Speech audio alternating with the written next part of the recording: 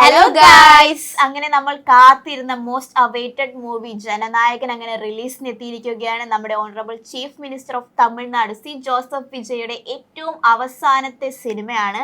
അപ്പോൾ പടം ഭയങ്കര ഗംഭീരമായി തിയേറ്ററുകളിൽ ഓടിക്കൊണ്ടിരിക്കുകയാണ്. തിയേറ്ററൊക്കെ ഒരു പൂരപ്പറമ്പാക്കി വിജയ് ഫാൻസ് തങ്ങളുടെ അണ്ണന്റെ ലാസ്റ്റ് ഡാൻസ് അടിപൊളിയാക്കിക്കൊണ്ടിരിക്കുകയാണ്. അപ്പോൾ പടം കണ്ടു കഴിഞ്ഞ് നിങ്ങൾ ജസ്റ്റ് ഇത് ഇറങ്ങിയതുള്ളൂ.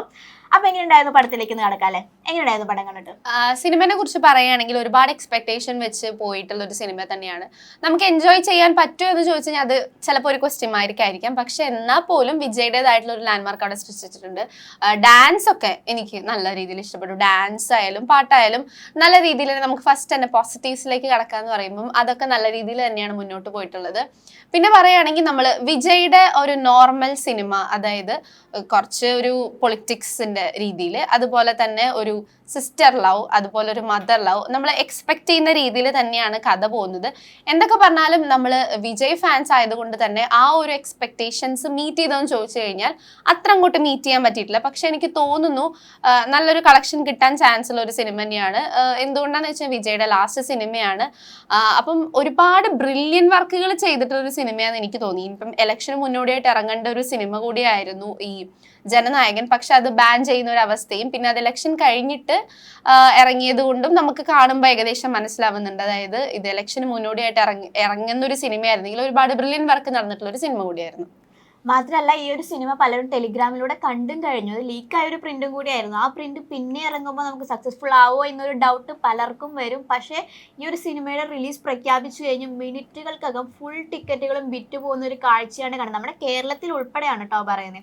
അപ്പം അത്രയും ഇമ്പാക്റ്റ് സി ജോസഫ് വിജയ് നമ്മുടെ കേരളത്തിലും തമിഴ്നാട്ടിലും ഉണ്ടാക്കിയിട്ടുണ്ടെന്ന് പറയുമ്പോൾ അത് എന്താ പറയുക, ആ ഒരു പ്രോസസ്സാണ് നമ്മൾ മനസ്സിലാക്കുന്നത്. ഈ ഒരു സിനിമ കണ്ട് കഴിഞ്ഞിറങ്ങുമ്പോൾ നമ്മുടെ എല്ലാവരുടെയും മനസ്സിലൊരു വിഷമം വരും. നമ്മൾ ഇത്രയും നാൾ കണ്ട, നമ്മൾ ആദ്യം തൊട്ട് കണ്ട 90s വിജയ് തൊട്ട് 2026 ഈ ജനനായകനിലെ വിജയ് വരെയുള്ള ഒരു ഫുൾ ഒരു സംഭവം വരുന്നുണ്ട്. ആ ഒരു കണ്ടു കഴിഞ്ഞാൽ വിജയ് ഫാൻസ് അല്ലാത്ത നമ്മൾ പോലും വിഷമിക്കുന്ന ഒരു കാഴ്ചയാണ്. കാരണം ഇനി വിജയുടെ പടങ്ങളൊന്നും ഇറങ്ങാനില്ല, റീ റിലീസ് ഉണ്ടെങ്കിലേ സിനിമയുള്ളൂ. അങ്ങനെ ഒരു രീതിയിലാണ് സിനിമ പോയിക്കൊണ്ടിരിക്കുന്നത്. അപ്പൊ നമുക്ക് സിനിമയിലേക്ക് കടക്കാം അല്ലേ? സിനിമയെ കുറിച്ച് പറയുകയാണെങ്കിൽ ഭയങ്കര സസ്പെൻസ് കൊടുത്തിട്ടുള്ള ഒരു സിനിമയൊന്നും ആയിരുന്നില്ല. അതായത് ഇപ്പം നമ്മൾ ഇപ്പം കണ്ടുകൊണ്ടിരിക്കുന്ന ഒരു ട്രെൻഡാണ് ഏതെങ്കിലും ഒരു ക്യാരക്ടറിനെ റിവീൽ ചെയ്യാണ്ട് അവരുടെ ബാക്ക് സൈഡും അങ്ങനെയൊക്കെ ചെയ്തുകൊണ്ടുള്ള ഒരു ക്യാരക്ടർ റിവീലിംഗ് ആണ് നമ്മൾ കാണാറുള്ളത്. പക്ഷെ ഇതിൽ അങ്ങനെ ഒരു സസ്പെൻസ് ആയിട്ടുള്ള ഒരു ക്യാരക്ടേഴ്സിനെ ഒന്നും തന്നെ ഇൻക്ലൂഡ് ചെയ്തിട്ടില്ല. അപ്പം നമുക്ക് ക്യാരക്ടേഴ്സിനെ എടുത്ത് നോക്കുകയാണെങ്കിൽ of course honourable chief minister of Tamil Nadu C Joseph Vijay, അതുപോലെ തന്നെ ഒപ്പം നിൽക്കുന്ന ഒരു ക്യാരക്ടറായിട്ടാണ് മമിത ബൈജുവിന്റെ ക്യാരക്ടർ വരുന്നത്. പിന്നെ പൂജ ഹെഗ്ഡെ, പിന്നെ വരുന്നത് പ്രകാശ് രാജ്, ബോബി ഡിയോൾ, പ്രിയാമണി, അങ്ങനെ ഒരു വമ്പൻ താരനിര തന്നെ ഈ ഒരു സിനിമയിലുണ്ട്. അപ്പം ഒരുപാട് നല്ല ക്യാരക്ടേഴ്സ് കണക്ട് ആയെങ്കിൽ പോലും ചില ക്യാരക്ടേഴ്സ് നമുക്ക് അങ്ങനെ കണക്ട് ആവാത്തൊരു ഫീൽ ഉണ്ടായിരുന്നു. എനിക്ക് ഇഷ്ടപ്പെട്ട ക്യാരക്ടർ എന്നറിയാം, പ്രകാശ് രാജിന്റെ ക്യാരക്ടർ എനിക്ക് ഇഷ്ടമായി. ആ ഒരു പൊളിറ്റീഷ്യൻ, നെഗറ്റീവ് ഷെയ്ഡുള്ള ആ ഒരു പൊളിറ്റീഷ്യന്റെ വീറും പവറും എല്ലാം കാണിച്ചുകൊണ്ട് ആ ഒരു ക്യാരക്ടർ നന്നായി ചെയ്തിട്ടുണ്ട്. ബോബി ഡിയോളിനേക്കാളും ഒരു പിടി മുന്നിട്ട് നിന്നു എന്ന് എനിക്ക് തോന്നിയ ഒരു ക്യാരക്ടറും കൂടി ആയിരുന്നു അത്. പിന്നെ നരേൻ കൊള്ളായിരുന്നു. Priyamani is not bad. പ്രിയാമണിക്ക് കുറച്ചും കൂടി ഒരു സ്പേസും ഇതും കൊടുക്കായിരുന്നു എന്ന് തോന്നി, എനിക്ക് കുറച്ചും കൂടി ആവായിരുന്നു. പിന്നെ ഈ സിനിമ കണ്ടത് നമുക്ക് എല്ലാവർക്കും തോന്നുന്ന ഒരു കാര്യം, പ്രെഡിക്റ്റബിൾ ആണ് സിനിമ. നമുക്കറിയാം ഇതിങ്ങനെയാണ് സംഭവിക്കാൻ പോകുന്നത്. ഓരോരോ സീൻ കാണുമ്പോൾ നമുക്ക് മനസ്സിലാവും ഇങ്ങനെയാണ്. പിന്നെ അത് നമുക്കറിയാം. ഈ ഒരു ചെറിയ കുട്ടീനെ കാണിക്കുന്നുണ്ട്. ആ കുട്ടിയായിട്ട് വിജയുടെ ആ ഒരു റിലേഷൻ നമുക്ക് മനസ്സിലാവും. അതെല്ലാം നമുക്ക് പ്രെഡിക്റ്റബിൾ ആയിരുന്നു. ആരാണ് വില്ലൻ, എന്താണ് ട്വിസ്റ്റ് വരാൻ പോകുന്നത്. നമ്മൾ കണ്ടു പഴകിയ ഒരു സിനിമയുടെ ഒക്കെ ഒരു ജോണർ തന്നെയാണ് ഈ സിനിമയ്ക്ക് ഉള്ളത്. അപ്പൊ നമ്മൾ പ്രകാശ് രാജിനെ കുറിച്ച് പറഞ്ഞപ്പോൾ അറിയാം, പ്രകാശ് രാജ് എന്ന് പറയുന്നത് വില്ലനിൽ പേര് കേട്ട ഒരു വില്ലൻ തന്നെയാണ്. അദ്ദേഹം ചെയ്തു വെച്ചിട്ടുള്ള ക്യാരക്ടേഴ്സ് എല്ലാം തന്നെ വില്ലൻ ക്യാരക്ടേഴ്സ് തന്നെയാണ്. അപ്പൊ അതിന്റെ ഒരു ലെവല് തന്നെ പ്രകാശ് രാജിന്റെ തോന്നിയിട്ടുണ്ടായിരുന്നു. പിന്നെ പറയുന്നത് ബോബി ഡിയോളിന്റെ ക്യാരക്ടറാണ്. എനിക്ക് അങ്ങോട്ട് ഭയങ്കര ഇതിൽ കണക്ട് ആയിട്ടില്ല. ആളുടെ ഒരു സ്റ്റോറി ഒക്കെ പറയുന്നുണ്ട്.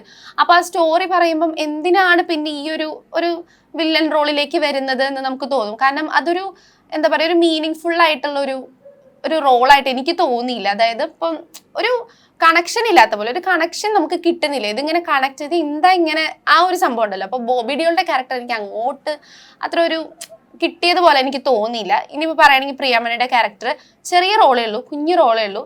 പക്ഷെ ആ കുഞ്ഞു റോള് ചെയ്യാൻ പറ്റുന്നതിന് മാക്സിമം ചെയ്തിട്ടുണ്ടായി. എന്നാൽ പോലും അതും അങ്ങനെ ഒരു ഭയങ്കര ഒരു ഹൈപ്പ് എന്നുള്ള രീതിയിൽ നമുക്ക് പ്രിയാമണിയുടെ ക്യാരക്ടർ പറയാൻ പറ്റില്ല.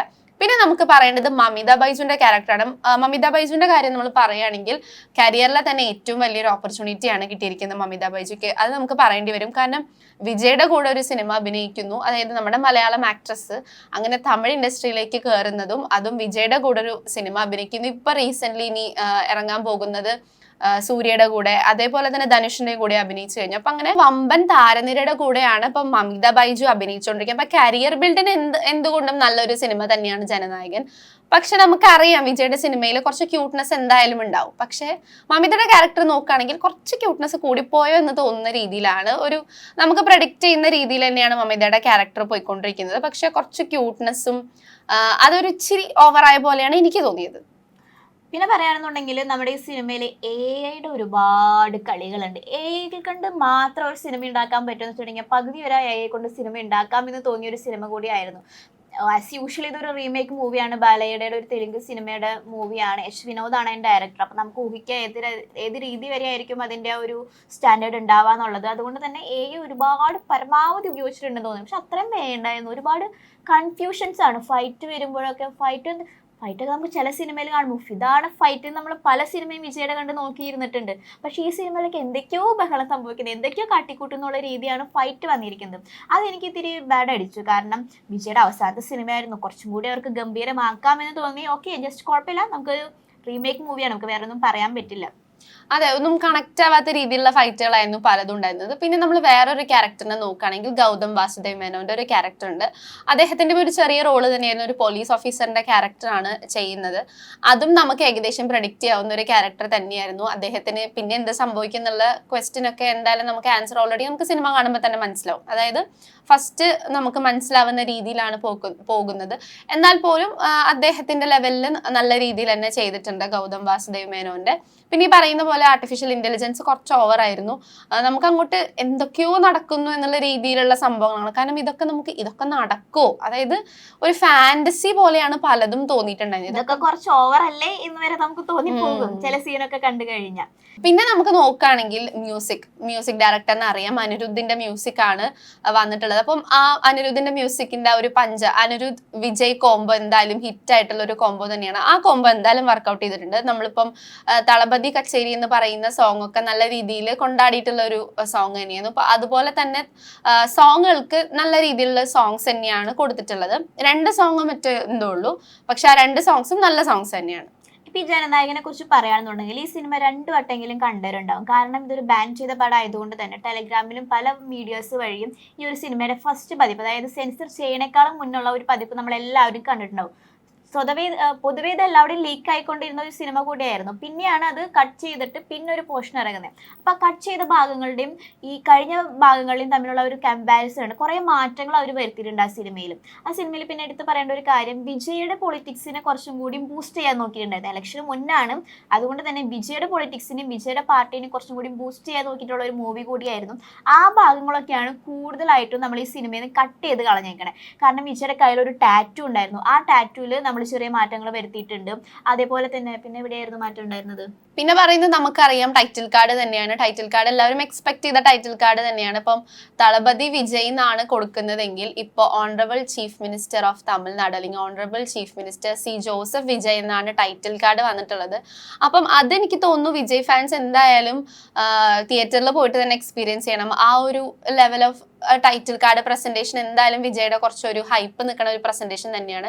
പിന്നെ പറയുന്നത് ലാസ്റ്റ് വരുന്ന ഒരു ചെറിയൊരു പോർഷൻ. അപ്പം എന്തായാലും വിജയ് ആരാധകർക്ക് ഒരു സങ്കടം ഉളവാക്കുന്ന ഒരു മൂവിങ് ആണ് ലാസ്റ്റ് കാണിക്കുന്നത്. ആ ഒരു BGM-ഉം അല്ലെങ്കിൽ അങ്ങനത്തെ ഒരു സോങ്ങും ഇട്ട് കൊടുത്ത് അങ്ങനെ വിജയുടെ അത് നിങ്ങൾ എന്തായാലും തിയേറ്ററിൽ പോയിട്ട് തന്നെ എക്സ്പീരിയൻസ് ചെയ്യാം. വിജയ്ക്ക് വേണ്ടിയിട്ടുള്ള ഒരു ട്രിബ്യൂട്ട് പോലെ വിജയുടെ 90s തൊട്ട് 2026 ജനനായകൻ വരെയുള്ള ആ ഒരു ജേണി ഉണ്ടല്ലോ, ഒരു ആക്ടർ എന്ന നിലയിലുള്ള വിജയുടെ ആ ഒരു ജേണി ഉണ്ടല്ലോ, അത് മുഴുവൻ നമുക്ക് മനസ്സ് നിറഞ്ഞുകൊണ്ട് ലാസ്റ്റത്തെ വിജയുടെ സിനിമ അവസാനിക്കുമ്പോൾ അത് കാണുമ്പോൾ കിട്ടുന്ന ഒരു ഫീൽ ഉണ്ടല്ലോ, അയ്യോ നമ്മൾ വിജയ് ഫാൻസ് അല്ലെങ്കിൽ പോലും കരഞ്ഞു പോകുന്ന ഒരു മൊമെന്റ് കൂടി ആയിരുന്നു അത് ഉണ്ടായിരുന്നത്. പിന്നെ ഈ ജോസഫ് വിജയ് എന്നുള്ള CM ജോസഫ് വിജയ് എന്ന് കൊടുക്കാനുള്ള കാരണം എന്ന് വെച്ചിട്ടുണ്ടെങ്കിൽ ആദ്യം നമ്മൾ ദളപതി വിജയ് എന്ന് പ്ലാൻ ചെയ്തിരുന്ന ഒരു മൂവി, അത് ഇലക്ഷന് മുന്നായിരുന്നു നമ്മൾ റിലീസ് പ്ലാൻ ചെയ്തിട്ടുണ്ടായിരുന്നത്. പിന്നെ അത് ഇലക്ഷൻ കഴിഞ്ഞിട്ട് ബാൻ ചെയ്ത ഇഷ്യൂ ഒക്കെ വന്ന കാരണം ഇലക്ഷന് ശേഷം CM ആയതിനു ശേഷമാണ് ഇത് ഇറക്കുന്നത്. ആ ഒരു മാറ്റം വിജയുടെ ആ ഒരു ഗ്രോത്തിനെ നമുക്ക് കാണിച്ചു തരേണ്ട ഒരു മാറ്റമാണ്. തളപതി വിജയ് എന്നുള്ളത് honourable chief minister of Tamil Nadu എന്ന് കൊടുത്തുകൊണ്ട് ജനനായകൻ പിന്നെ എത്തുകയായിരുന്നു. പല പൊളിറ്റിക്സ് ഇഷ്യൂ കാരണം അവർ വിജയുടെ സിനിമ നടത്തില്ല അല്ലെങ്കിൽ നടത്തിക്കില്ല എന്ന് പറഞ്ഞ ഒരു സിറ്റുവേഷനിൽ നിന്നും CMന്റെ ഒരു സിനിമ അവർക്ക് റിലീസ് ചെയ്യേണ്ട ഒരു അവസ്ഥയാണ് ഇപ്പോൾ വന്നിട്ടുള്ളത്. അതുകൊണ്ട് തന്നെ എന്തൊക്കെ നാം പറയുകയാണെങ്കിൽ എന്തൊക്കെ പ്രശ്നങ്ങൾ ഈ സിനിമയെ കുറിച്ച് നമ്മൾ പറയുകയാണെന്നുണ്ടെങ്കിലും ഇത് CM ജോസഫ് വിജയുടെ ലാസ്റ്റ് സിനിമയാണ്. വിജയ് ആരാധകർ ഏറ്റവും കൂടുതൽ ആഘോഷിച്ച ഒരു സിനിമയാണ്. അപ്പം അതിൻ്റെതായ വാല്യൂ ആ സിനിമയ്ക്ക് ഇന്നും അന്നും എന്നും ഉണ്ടാകും എന്നുള്ളൊരു ഉറപ്പ് നമുക്ക് ആ സിനിമ കാണുമ്പോൾ മനസ്സിലാവും. നമുക്ക് ഒരുപാട് പ്രശ്നങ്ങളുണ്ട്, AI ഇഷ്യൂസ് ഉണ്ട്, ഒരു റീമേക്ക് ഫിലിമാണ്, ചില സംഭവങ്ങൾ നമുക്ക് കണക്ഷൻ കിട്ടുന്നില്ല, പൊളിറ്റിക്സ് അത്ര കറക്റ്റ് ആയിട്ടില്ല, പല എന്താ പറയുക അമ്മ പാസം തങ്കച്ചി പാസം ഒക്കെ നമുക്ക് ചിലപ്പോൾ നമ്മൾ കണ്ടു പഴകിയ ഒരു സിനിമ ഒരു സ്റ്റൈലിൽ നമുക്ക് തോന്നും. സിനിമയുടെ കഥ പ്രഡിക്റ്റബിൾ ആണ്, എല്ലാം കൊണ്ടും ഒരു പക്ക ഒരു തെലുങ്ക് അല്ലെങ്കിൽ തമിഴ് നമ്മൾ പണ്ട് കണ്ട് ശീലിച്ച ഒരു പടത്തിന്റെ എല്ലാ ജോണർ ഉണ്ടെങ്കിൽ പോലും ഇത് CMന്റെ അതായത് നമ്മുടെ എല്ലാം സ്വന്തം വിജയുടെ ഒരു സിനിമയാണെന്നുള്ളതാണ് മറ്റൊരു ഹൈലൈറ്റ്. ആ ഒരു ഹൈലൈറ്റിലൂടെയാണ് ഈ സിനിമ ഇന്ന് റിലീസ് ചെയ്യുമ്പോൾ ഏറ്റവും കൂടുതൽ ടിക്കറ്റുകൾ വിറ്റുപോയ ഒരു സിനിമയായിട്ട് മാറിയിരിക്കുന്നത്. അപ്പൊ എന്തൊക്കെ പറഞ്ഞാലും എല്ലാവരും തിയേറ്ററിൽ പോയിട്ട് തന്നെ ഇതൊന്ന് എക്സ്പീരിയൻസ് ചെയ്യുക. കാരണം വിജയുടെ ലാസ്റ്റ് സിനിമയാണ്. അപ്പം അതെന്തായാലും ഒന്ന് എക്സ്പീരിയൻസ് ചെയ്യുക. തിയേറ്റർ എക്സ്പീരിയൻസ് എന്തായാലും അങ്ങനെ അധികം മോശമാക്കില്ല എന്ന് തന്നെ തോന്നാം നമുക്ക്. പിന്നെ പറയുകയാണെങ്കിൽ നമുക്ക് സെലിബ്രേറ്റ് ചെയ്യാൻ പറ്റുന്ന രീതിയിലുള്ള ചില സംഭവങ്ങളൊക്കെ അതിലുണ്ട്. ഭയങ്കര ഓവറായിട്ട് നമ്മൾ ഹൈപ്പ് ചെയ്തിട്ട് ഒരിക്കലും പോകരുത്. ഗംഭീരമായിട്ടുള്ള സംഭവങ്ങളൊന്നും അതിലില്ല. പക്ഷെ എന്നാൽ പോലും ആസ് എൻ ആക്ടർ വിജയിനെ നമ്മൾ കാണുന്ന ഒരു രീതിയിൽ നമുക്ക് എന്തായാലും സെലിബ്രേറ്റ് ചെയ്യാനുള്ളതൊക്കെ ആ സിനിമയിലുണ്ട്. അപ്പം എന്തായാലും തിയേറ്ററിൽ തന്നെ പോയിട്ട് എക്സ്പീരിയൻസ് ചെയ്യുക. ജനനായകൻ ഇപ്പോൾ ഓടിക്കൊണ്ടിരിക്കുകയാണ്, എല്ലാവരും തിയേറ്ററിൽ തന്നെ പോയി കാണാം. അപ്പം നിങ്ങൾക്ക് ഗൂസ് ബംസ് എന്ന് പറയുന്ന ഒരുപാട് മൂമെന്റ്സ് ആ സിനിമയിൽ ഉണ്ടാകുന്ന ഞങ്ങൾ പറയുന്നുണ്ട്. ഒരുപാട് ഓവർ എക്സ്പെക്ടേഷൻ വെച്ച് പോവാതെ ആ സോങ് ഒക്കെ വരുമ്പോൾ നിങ്ങൾക്ക് എന്തായാലും ഒരു ഗൂസ് ബംസ് ഉണ്ടാകും. അല്ലെങ്കിൽ വിജയുടെ ആ ഒരു ലൈഫ് ജേണി നമ്മൾ തുടക്കം മുതൽ കാണുന്നവരാണ് നിങ്ങൾ എന്നുണ്ടെങ്കിൽ ഈ ഒരു സിനിമ എന്തായാലും തിയേറ്ററിൽ പോയി തന്നെ കണ്ട് എക്സ്പീരിയൻസ് ചെയ്യണം എന്നാണ് ഞാൻ പറയുന്നത്. അപ്പോൾ അടുത്തുള്ള തിയേറ്ററിൽ എല്ലാവരും പോയി കാണാൻ എൻജോയ് ചെയ്യാം.